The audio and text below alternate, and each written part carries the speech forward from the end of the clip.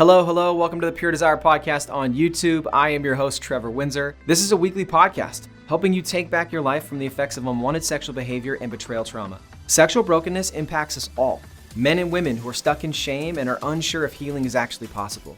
Church leaders who want to help but don't know where to start. Parents who don't know how to help their kids develop sexual integrity. Wherever you're at, this podcast is for you. Through sharing stories of healing, interviewing addiction and betrayal experts, and normalizing the conversation on sexuality, we offer a clear plan for recovery and healing from the effects of unwanted sexual behavior and betrayal trauma. You have what it takes to break free, heal your relationships, and take back your life. Make sure to like, share, and subscribe to the channel. It helps us so much and really just pushes our message forward. All right, with that, let's get to this week's episode.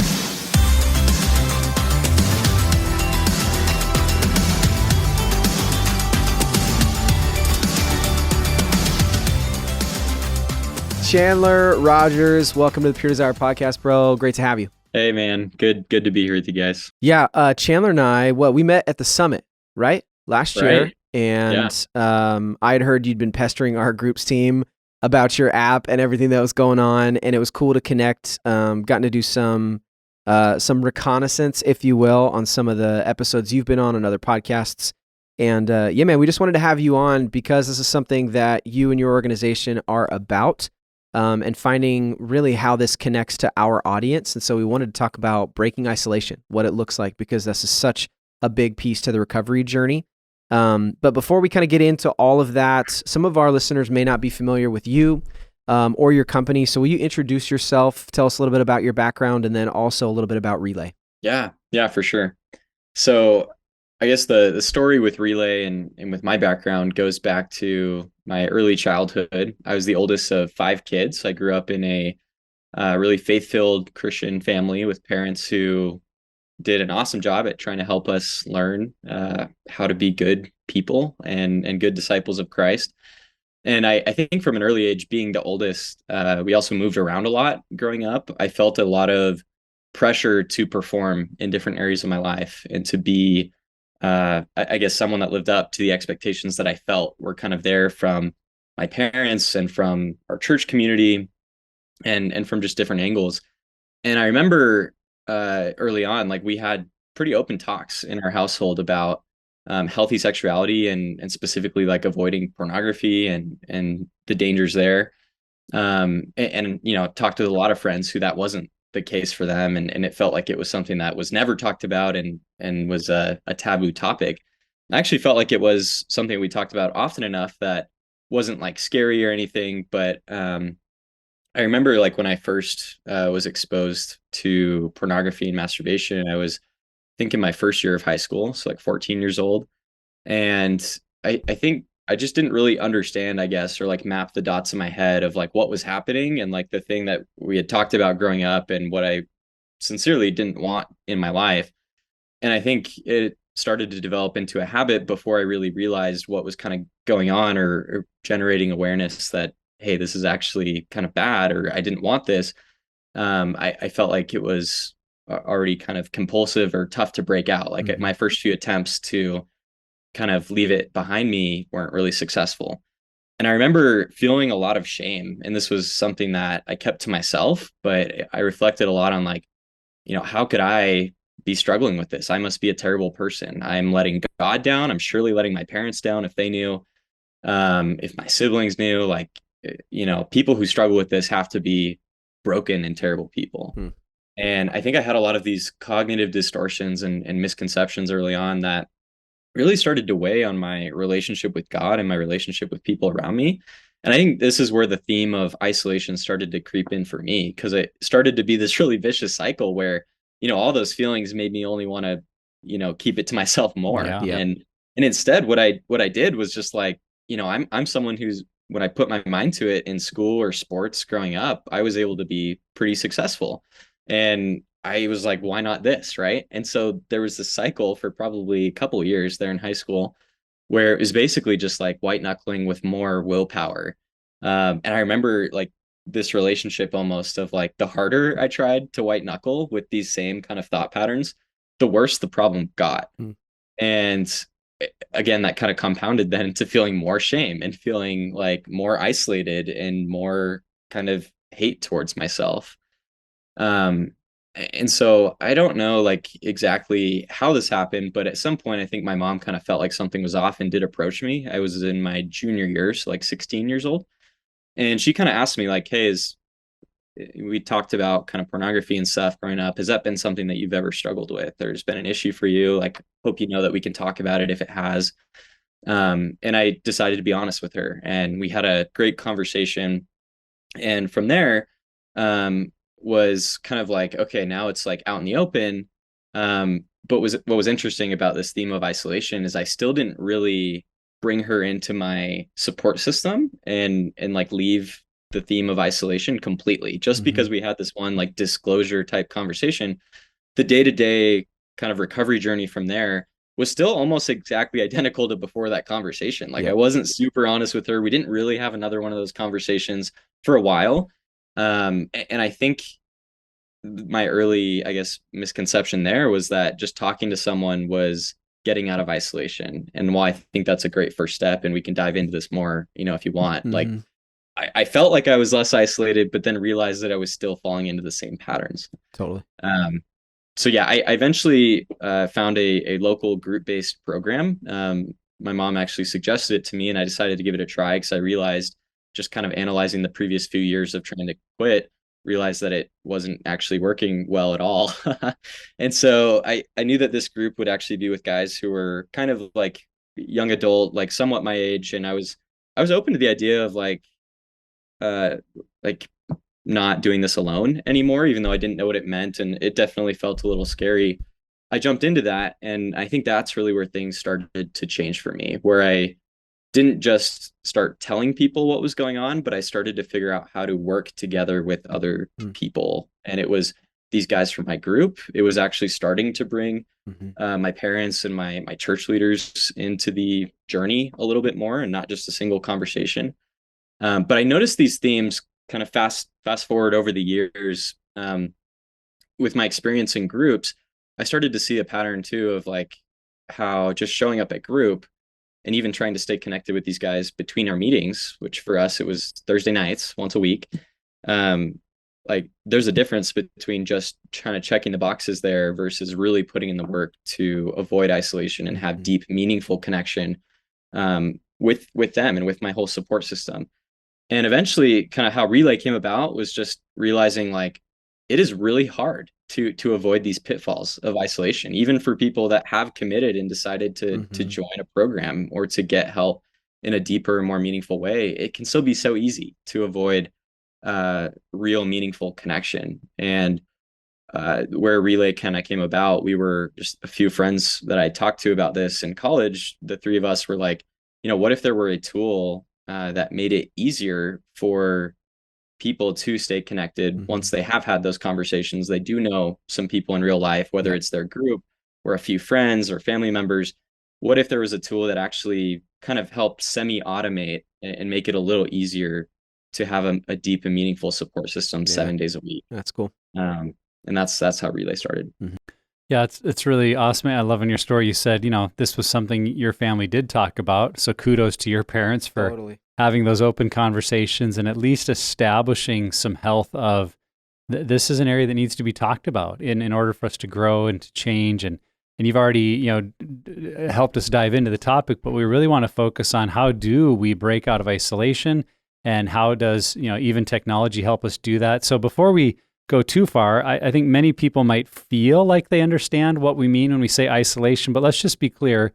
What do we mean when we say someone is in isolation or getting stuck in isolation? How would you define that? Yeah, well, I think back to what I would describe it as in my personal experiences and talking with other people. I think it often feels like we are guarding ourselves from someone or something, where there's a lot happening in this world inside of our head that almost no one probably outside of ourselves knows really what that world is like and what we're thinking and feeling and experiencing. I think it can look like being surrounded with a lot of friends and people you love and having relationships. Like I can be, hanging out with groups of friends and attending my group meetings and I'm married, right? So like hanging out with my wife, but I can still be guarding myself from a layer of authenticity and connection by, I guess, like almost a sense of survival and trying to keep myself safe by um, reserving Yeah. whatever thoughts, feelings, beliefs, experiences to myself and not Right. kind of bringing those people in my circles into that world. Yeah. Author and speaker Ian Morgan Cron, who's an Enneagram expert, I've heard him say that there's a difference between transparency and vulnerability. Transparency is sharing, but vulnerability is inviting people in. And I think that isolation is, and I love that you said that, you can kind of have this covert isolation where you're still around people and in community, but you're not actually being vulnerable and sharing what's going on and inviting those people into it in a way that they're giving you feedback and able to explore that with you as well. But I also think, and this has just been my experience, that I can even isolate from my own self in the sense of like, I have this shame or this pain that I'm feeling.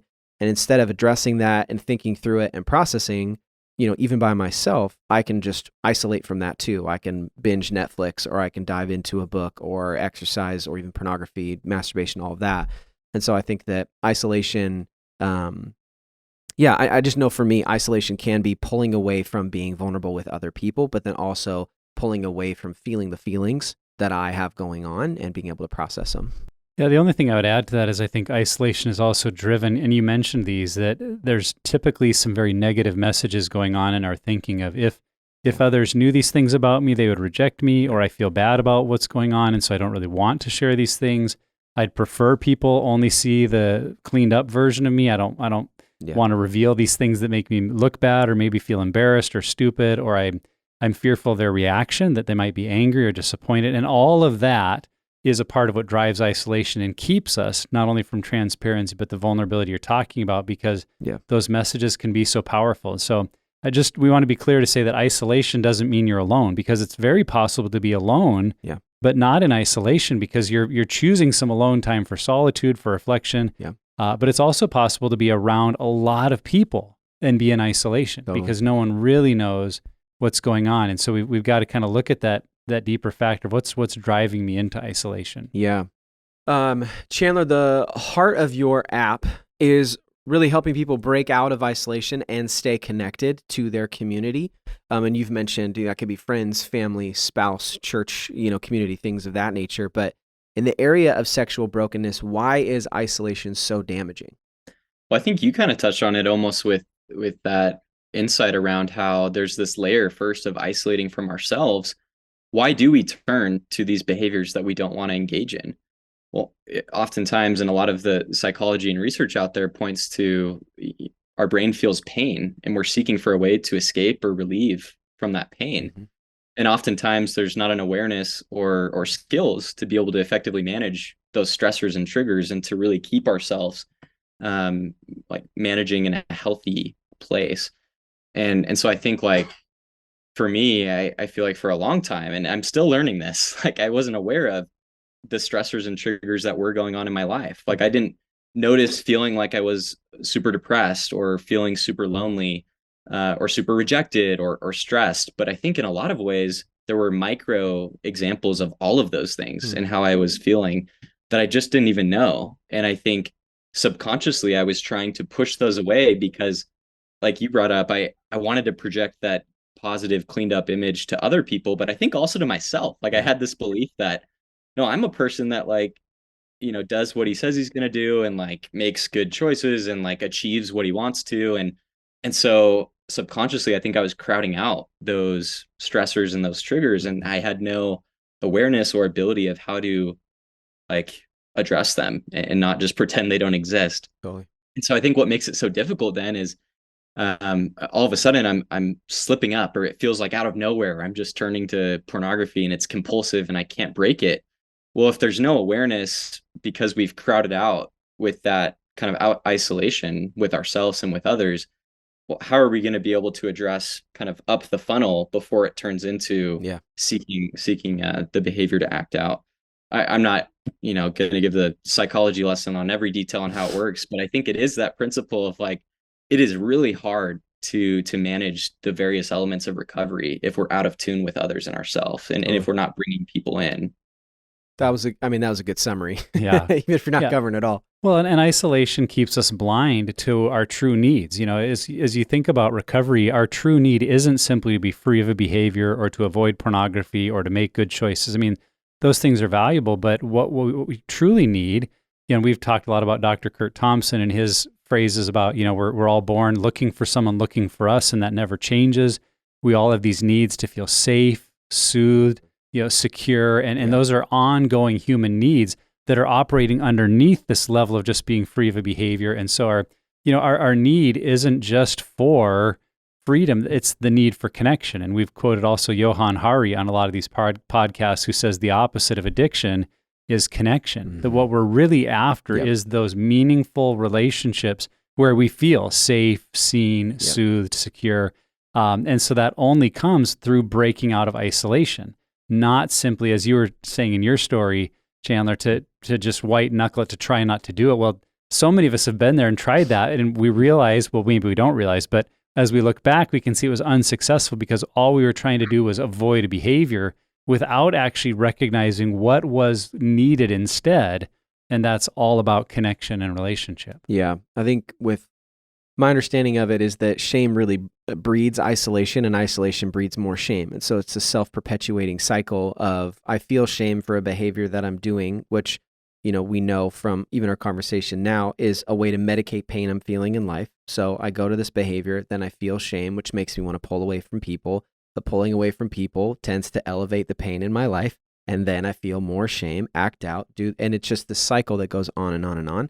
And it's one of those things that if you're not able to break out of isolation and start connecting with, and in our context, that's why Pure Desire groups are the center of what we do, is because it's a place where you can be real. You can process what's happened in your family of origin and your history, and can unpack why I'm doing what I'm doing. And I think that that's why isolation can be so damaging, because it keeps you from actually getting out of the cycle that just perpetuates itself. Yeah, totally. Yeah, so we're talking a lot about that isolation obviously has a lot of negatives, and it keeps us from connection. So to just unpack that a little more, Chandler, what are some of the other negative effects of isolation? What is it doing to us if we're routinely finding ourselves stuck in that? Yeah. Well, I think you brought up a really interesting one about how what is our actual goal with recovery? It's hopefully not just to rid ourselves of the specific behavior, but actually to move towards this life of healing and growth and filling it with all of these different positive things. And I think isolation can lead us to think that isn't actually the goal, that I can hopefully just escape from the bad thing, and it's still not bringing me anywhere closer to any of those good things that you talked about. So I think the dangers is actually really misleading about what the true purpose of recovery is, and the real opportunity and blessing that I think a full recovery journey can bring, which is all of these, I think, real growth and healing opportunities and chances for God to teach us and bring us new things into our life, that if we let this cycle of shame and isolation perpetuate, I think it's really hard to maintain sight of what we're really after. And with the number of people I've talked to, friends and other people that I care about that have struggled with this, it's just really sad to see the effect that then takes on like their mindset and what they expect of themselves or hope for their lives, because they just become used to like feeling like they don't have that safety. They don't have the feelings of authentic and vulnerable and transparent connection that breeds these other positive experiences in our life. And so, I think all of those things just lower our sights of really what recovery can bring for us. Yeah, I think, it can bring hopelessness. It can bring depression. There's stuff that, is obviously like diagnosable, but I know that a lot of this can create situations like that with people. I think it also damages our relationship, not just with ourselves and other people, but also with the Lord. And I think, and this is so true in my life, that if I'm feeling bad about myself and I don't like me, it's easy for me to project that onto the Lord. Like, I know that he loves me and everything, but he's just putting up with me because of what Jesus did. He doesn't actually love me.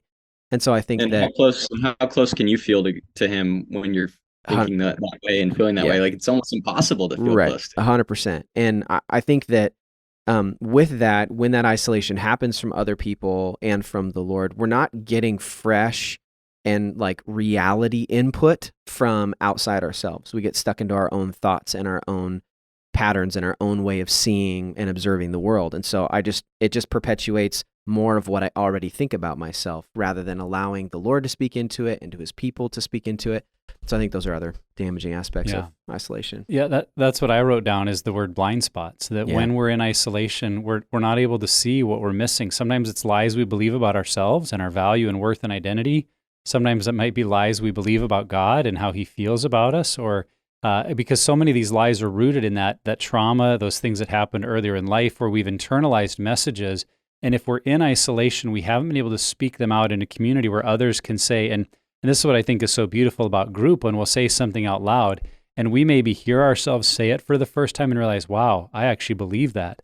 Or other times we say it and it's not until someone says it back to us, they'll comment like, so you're saying you believe that, when you do this, God is angry? And they say it in a way it's like, wow, I've never thought of it. Yeah, I believe that. So those blind spots just get perpetuated because we can't see what we can't see. And if we hold that inside and are isolated, no one can help. And God gives us other people to help for those very purposes. And so when we're trapped in those blind spots, I do think it makes us very susceptible to all of the rationalization or minimization or excuses that we've all used that causes us to go back to those unhealthy behaviors, to seek out pornography or whatever, is kind of our vice, because we're caught in those blind spots. And so then the behaviors that we're choosing make more sense. It's like, well, because I'm trash, I might as well do this, or because no one cares, I'll do this, or and until we break out of that, we're just going to continue stuck in some of those same self-defeating cycles. Yep. Yeah. For some reason, I know the reason. The words of Jay Stringer, friend of ours, and author of Unwanted, talks about that we perpetuate these addictive or unwanted behaviors because they're just proving to us that we are as dirty and terrible as we think we are. It's just a way to perpetuate our own self-belief. Okay, so I think it's clear, even from our conversation, isolation can be so damaging and be such a huge hurdle when it comes to recovery and healing from sexual brokenness. So to better understand that, what are some signs that we are starting to pull away and are starting to isolate from the Lord, from other people, from ourselves? Yeah, I think almost going through those different layers and looking at your relationship with yourself, and then maybe your relationship with the Lord, and then maybe your relationship with others, and maybe asking some of those questions or kind of thinking about some of those themes that we've been discussing already, like with myself, like, is it possible that I'm experiencing feelings or having thoughts that I've been either subconsciously or consciously pushing away, not addressing, not really dealing with? Like, are there beliefs that if I were to say them out loud, like thoughts about myself, would someone I love probably say that that's silly, or like, why would I think that? Like, would they find that probably like alarming or just not true? Because I think for me, like before I even had the courage to really start having some of these more vulnerable connection experiences with others, almost playing the tape in my mind and realizing like, yeah, my wife probably wouldn't agree with me that I'm trash or that nobody cares. But those are the thoughts that have been going on about this relationship with myself. And so almost starting to like do this inventory of like, am I having some of these thoughts that maybe like don't make sense? Or like, are there these evidences that I'm probably like pushing some of these things away and not wanting to deal with them? And then I think likewise with God and with other people, like how safe do I feel? Like, as I think about those different relationships, do I feel like I have that sense of safety? Do I feel like I am letting people fully in? Like, even for me, it helps to think about kind of practical moments and thinking about how honest have I actually been with maybe the one or two or three people that I have kind of chosen or pre-committed that I do want to have a really vulnerable, authentic connection, deep, rich, like relationship with. And just thinking about the last little bit, like, how honest have I really been about the ups, the downs, the thoughts, like everything with them?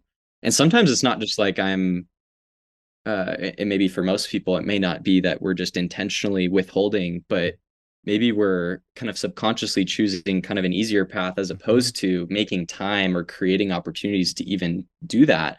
Like you brought up the example of like, it's probably easier to go turn on Netflix as opposed to like, maybe I do need to spend an hour just having a more deep and raw conversation with my significant other tonight, to like even get to that place. But subconsciously my brain knows that is uncomfortable and Netflix feels easy. And so I'm going that way. Yep. So I think kind of looking at those patterns in your life can help identify, like, are we choosing that easier path of escape versus in these different relationships, are we choosing to create that type of connection? Yeah. But what I thought about is how isolation, is really kind of the outcome of a path, and the question, well, where can that path start?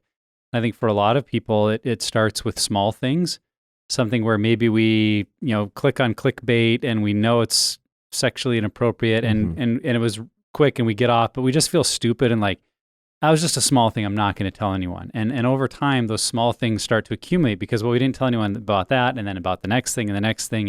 And now we're in isolation where there's these parts of us people just don't know. And so having that awareness, I just need to keep a clean slate, I think is a big deal. Another sign I think we're moving towards isolation, we might hear ourselves saying, well, I don't want to bother them. It's not that big of a deal. I'll handle it on my own. I'll share it later. I just don't want to bother them. Well, now we're thinking through kind of the wrong lens and missing how important this is for me and my health. And if people have said, I'm here for you, I care about you, I want to be a part of your journey, it's not bothering them. And we need to, get over that voice. And then the last thing I just thought about is if we find we're not ever being intentional, as you were saying, Chandler, to have those conversations with people we've committed to, and we're just kind of going through the motions, we're doing life and we're ignoring a lot of things, as opposed to saying, hey, I need some time to connect with you, making our weekly phone calls like we talk about with group, or even being in a group, to just have intentional places where the goal of this conversation is vulnerability. Because I think for a lot of us, and I'd raise my hand and say I'm in this category, if I'm not intentional, it's hard for me to choose vulnerability. It's just easier, to avoid and be like, I'm just not going to bring it up. And I think a lot of us that's just a reality of our human nature. So I think we have to be intentional to have those places where the goal of the conversation is vulnerability. Yeah. In my experience, and I can tell you this happens often, even now that I've been in recovery for as long as I have, if I feel prompted to share something, like I know something, maybe, my 3 circles, or I feel like it's something that's going on emotionally I need to share with somebody, I feel prompted to share it. And I'm like, or not. That's me isolating. Like, that's the first sign. Okay, like clearly there might be shame, fear of judgment, whatever it may be that's already there. To me, that's like an indicator on the dashboard saying, okay, there's something going on here. You do actually need to share this and need to unpack what's going on. And for me, that at this point, I'm not in a group currently, but it looks like texting, Justin's a part of the group, but I've got a group of 4 other guys that I text, like, here's what's going on. And oftentimes I do get like wow, that's great, thanks for sharing. And honestly, like, it's funny because I never actually get the judgment that I'm afraid I'm going to get. You know what I mean? Ever. No one is ever just like, oh, wow, that's awful. Yeah, thanks for telling us. You should probably figure that out. Like, no one does that. Justin is here, producer in the background, creeping.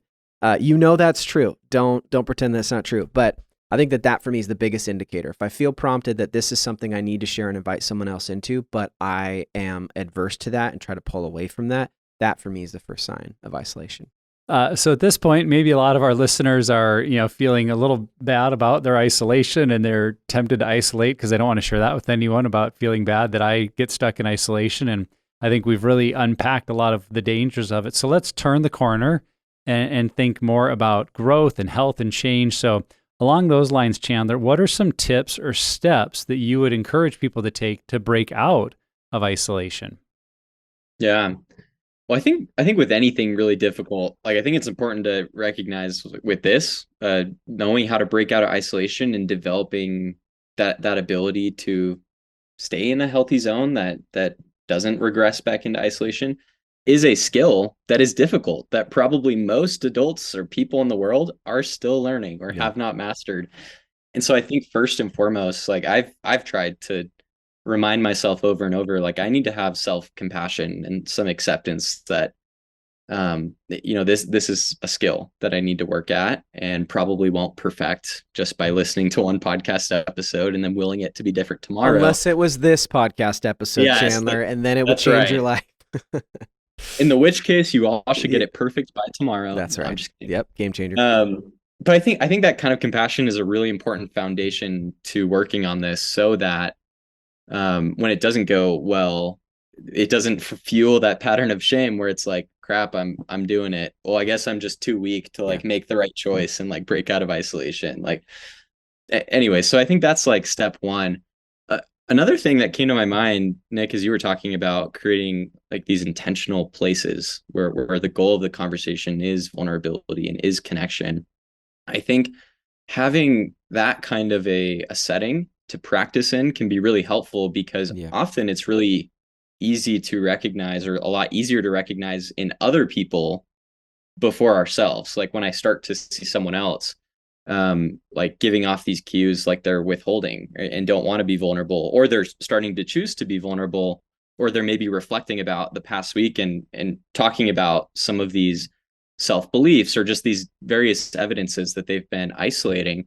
And it's really easy for me to spot, well, like that's happening. Like I can clearly see like kind of the unhealthy patterns in someone else. And I think it has helped me like to have those settings where I'm able to recognize, oh, like I probably do it similar, or like that's maybe how like it looks like for me. And so I think building awareness is a really important skill, just to even know when like it's starting to happen, and to like increase the speed at which we start to become aware that it's happening. And so I think by practicing in these intentional conversations, which I think group is maybe one of the best settings to do that, I think we can start to see in others, and then eventually kind of in ourselves, like basic awareness on where this might be happening. And I think the power of awareness is really great. Once we're aware, we're so much more capable, I think, of addressing and managing it. And so maybe then just to finish off the tips for like, okay, I'm aware now, what do I do? Like I notice I'm starting to isolate it in the moment, or that maybe for these past couple of days I've been starting to move into a place of isolation. What do I do? I've noticed for me, one really effective way to ease into breaking out of isolation, or I guess easing out of isolation, is to practice in a lower stakes context that isn't about addiction. So like if I need to start being more vulnerable because I've been isolating like with my wife, instead of just being like, hey babe, I want to talk to you about like that, like something that happened yesterday while I was on my computer, like here's all the like negative lies I've been telling myself, like I'll instead first start by just like having a more vulnerable conversation about, asking her how she's feeling, like what's been difficult about her day recently, and letting her have the chance to ask those questions to me, just to create a setting that starts to introduce a little bit of more depth in our connection. I find that then opens the door, and I feel a lot safer to then take it even another layer deeper if it's more sensitive things that maybe are related to my recovery journey, by first kind of starting and practicing in a little bit lower stakes, just like just anything that's more vulnerable than menial, trivial conversation. Right. If that makes sense. I think that that's what makes the group context so great, is because maybe you do come in, you're not isolating physically, but emotionally you are. If someone else is sharing and being vulnerable, that really does open the door and makes us dipping our toe into the vulnerability pool, if you will, a lot easier, because someone has already gone first. And I think that that's just, I think that's something that happens all the time in a group context. I know that's how Pure Desire groups are run, and one of the benefits of having it. But I think part of that too is maybe you're in a group, maybe you're not in a group, to schedule check-ins or to schedule connection points each week I mean, that's what I would recommend, is scheduling check-ins or reaching out each week. So if you're not in group, but you have 30-minute drive to work, okay, then I know on Wednesday, I'm going to call one of my accountability partners, my friends, my recovery guys. I'm going to call somebody and just talk about how life is going. Having a weekly date night is a great time to check in, with your spouse and to share where you're at emotionally. And so I say this all the time, but it's so true and has been so helpful for me. What gets scheduled gets done. So if you have a plan and you're intentional, I am going to do this on this day at this time, you have less excuse when you get to the moment. You're not just hoping that you react in a positive way. You've planned ahead to know, okay, maybe I'm not in crisis, but I know on Wednesday I'm going to call Dan, or I'm going to call Justin, or I'm going to call Emmanuel, and I'm going to talk about what's going on in life. And so building that rhythm into your life is going to help you not even get into isolation in the first place, but it definitely will help pull you out if you find yourself in it. Yeah, I think that's so valuable. If we know there's a place that we go to where vulnerability is expected, it's just a lot easier to develop that rhythm. And like you said, Trevor, that's the value of group, is that's the expectation. I'm coming to be vulnerable and real. And so I don't have to worry like, oh, are they going to be bothered if I share this? 'Cause I think there are some environments like the typical church small group, and I've been in a lot of them. There are levels of vulnerability like that's just not expected. We don't really know how to go there. We're a mixed crowd often. We're getting to know each other. But like if you're in a recovery group, a pure desire group or something similar, like there's an expectation of we're here to share it all. And that's really freeing.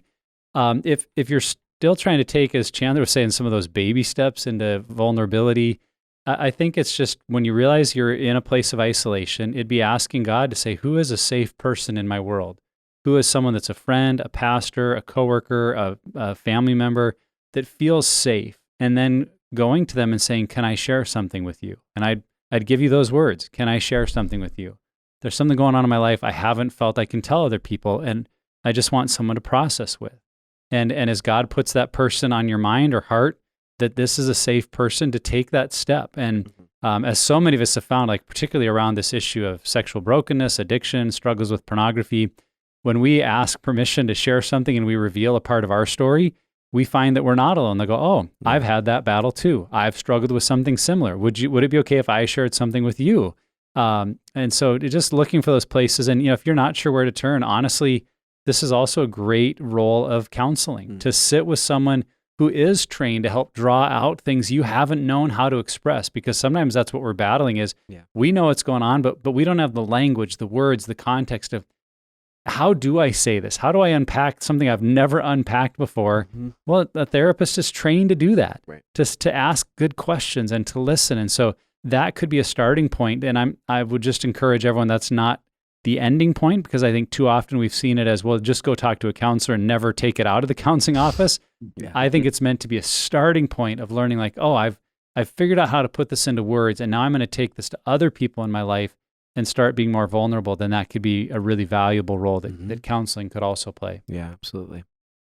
Okay, so how would you recommend that someone be proactive to avoid isolation, right? We have some tips to maybe pull out of isolation, but what are things we can be putting in place? And I realize I've kind of sort of already answered this question from my perspective, so maybe I won't say anything.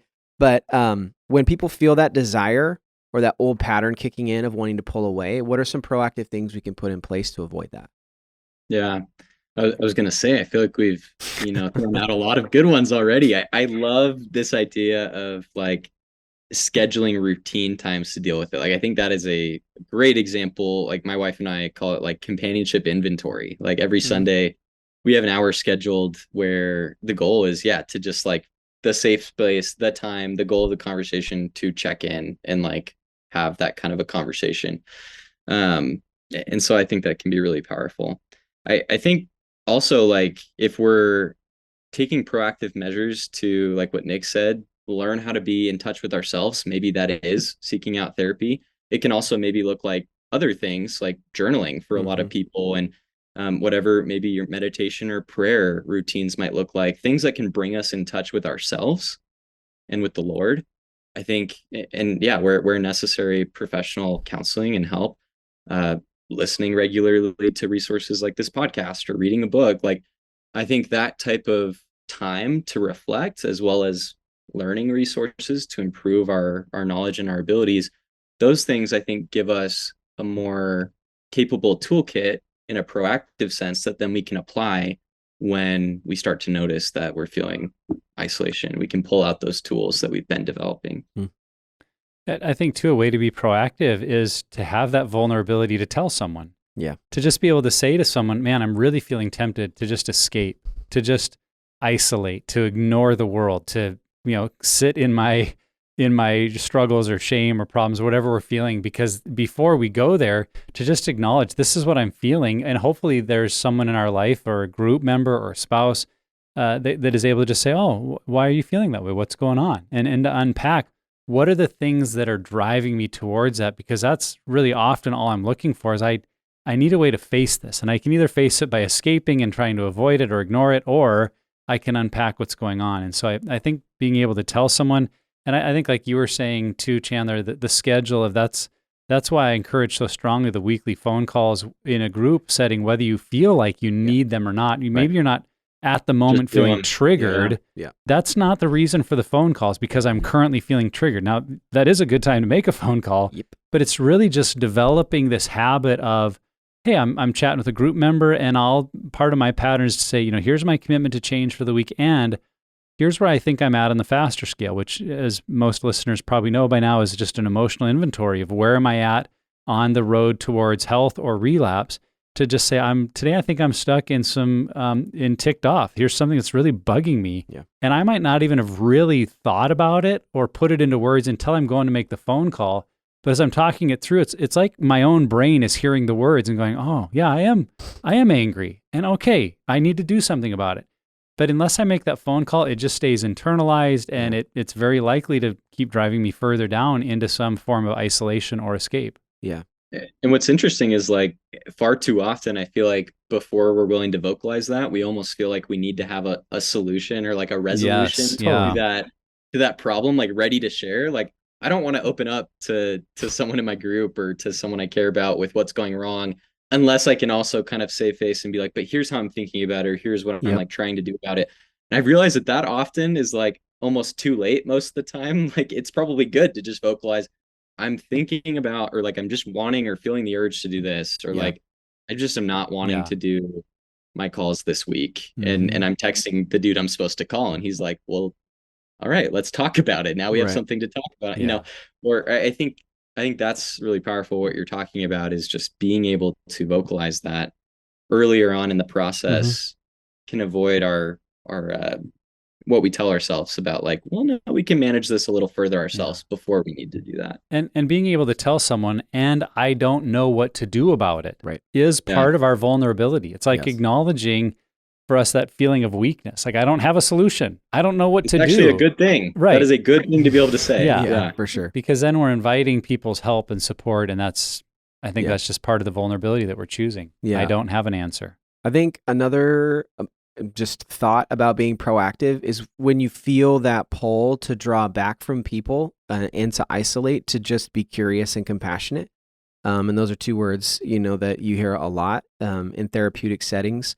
But curious, like, why am I feeling this way? And do it, and I love, the word that you were talking about, an inventory, Chandler, like doing an inventory of where am I at right now? What am I feeling? What has happened this week? Why am I wanting to pull away? And then have compassion towards yourself. Maybe you had a really, really hard day or hard week at work. Maybe you have tension with your spouse. Maybe your kids are acting up, and there could just be so many different things that are going on. And if you're able to just take a beat, look at it, figure out what's going on, and then have compassion towards yourself, you can make more sense of why you're wanting to isolate. And then at that point, you've been able to process it a little bit, and then you can share. And sometimes if you do have it figured out, it's not bad to share if you already have it figured out why it is that you're feeling that way. And so don't shy away from that at that point. That is a great time to still reach out. So let's bring the conversation back full circle, because I know, Chandler, some of the heart and motive behind you guys developing the Relay app was to help people break out of isolation. So talk more about how the Relay app could help do that. How does it help people get out of isolation?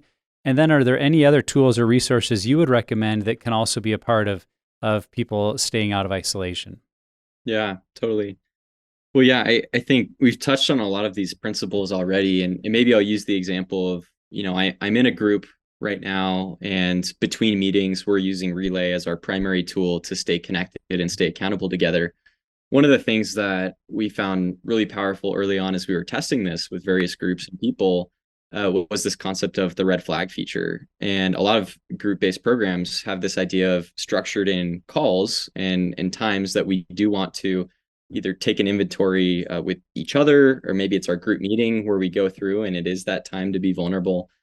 But creating a way that's even less friction to go from that moment of awareness to, like, I should probably talk to someone about this. And it's not like a scheduled time. Having a way that is an alternative that is a little bit easier than having to have an in-person conversation or even pick up the phone. And often it can lead to that. The red flag button kind of lets people just send a notification to their group that signals that they're feeling off. It doesn't mean that they're about to relapse. It doesn't have any type of like context to it other than the awareness that someone was starting to isolate or feel a stressor or trigger. and a one-touch kind of way to let the group know that they need to have a conversation. And what we kind of see often from that is a group member will jump in and say, hey man, how's it going? I know we had our call yesterday and you mentioned this was going on. Is that still on your mind, or just talk to me? And it's able to kind of mesh together with these other like group meetings and calls that people are having to just be an accessible way to have that during unplanned times. I think another tool in the app that's been helpful for people is the pulse check, which is kind of like this idea of an emotional inventory with the faster scale and being able to identify how am I feeling right now? And so I can schedule and say, I want to get a notification to check in before work. And maybe when I get home or right before I go to bed, the app can remind me to come in and check in. And like most of these different tools or frameworks, it's just meant to help me be in tune and recognize what I'm feeling and why, and to kind of regulate and process through that. But even if I don't maybe need to or want to have like a full conversation with someone or throw that red flag, what's cool is my group, like if Nick or Trevor's in my group, they could come in and see, oh, it looks like Chandler checked in this morning and he put that he was feeling stressed and anxious. And there's almost kind of that transparency that's baked in that doesn't require always having an explicit or direct conversation about it, that often can lead to that in other moments, but just having kind of a level of, at any point, my group can come in and see how I'm feeling. And that just kind of has a baked in sense of safety. And again, just trying to remove the friction from making some of these principles we're talking about a little bit easier. Yeah. Same thing with like accountability, like my commitment to change goals or whatever I'm working on during the week. I can customize and track those in Relay. And instead of having to wait till group meeting to tell people whether I'm doing them or not, or till my next accountability call, we can just kind of see in the app how our team is doing with everyone's individual goals. And that kind of creates these, I guess, opportunities where we feel like we're in this shared environment rather than doing our own isolated thing. And then we come together once a week. Yeah, those sound like some really valuable tools. Tell people too, where can they find the Relay app if they want to check this out, if they want to see how it would work for them or for their group? What are the next steps in terms of engaging with Relay? Yeah, so the website is joinrelay.app. It's also available on the App Store and on the Play Store for Android. You can just search Relay Improve Together. And then there's a way both if someone doesn't have a group already, they're not attending group, we can actually help match them with a group of peers that kind of fit similar characteristics to them. If they do have a group, though, we also make it easy to kind of set up a private team. You can basically like fill out a little request, and then we'll help structure a private code that will let your team try it out for a while, basically. Sweet. But yeah, that's how people can try it out. And then I know you also asked about other resources. I mean, I think in general, the best resource we have to practice these skills is like our self, like our voice and our phones, honestly. So like in-person opportunities, both planned and unplanned, and also people that I'm not in person with, planned and unplanned. And we talked about scheduling times. We talked about being able to have awareness to do it kind of impromptu. I think as we seek out books and podcasts, and I didn't come prepared with a list of various resources, but there's a lot written out there about how to develop these kind of skills, not just for addiction, but for relationships in general. So I think seeking knowledge there and then finding ways that maybe make sense for my personal life system of, maybe I do want to set up kind of a text like weekly structure with a few of my friends. And maybe I do want to like try adding Relay in with my group from, whatever. And maybe I do want to like just practice like this system of Wednesday nights with my wife. Like we sit down and have an inventory together. I'm a fan of prayerfully seeking like what is the right system to help integrate these principles for you. Yeah, this has been such a great conversation. I think breaking isolation is so key in the recovery and restoration process for an individual, for a couple. And we know that Chandler, you and your team at Relay are helping people do that. And we hope that this conversation helped really identify some of the ways we are isolating and pulling away from relationship, and what are some ways we can re-engage in community with ourselves and with the Lord. So Chandler, thanks for your time, man. Appreciate you being with us and the work you do with Relay.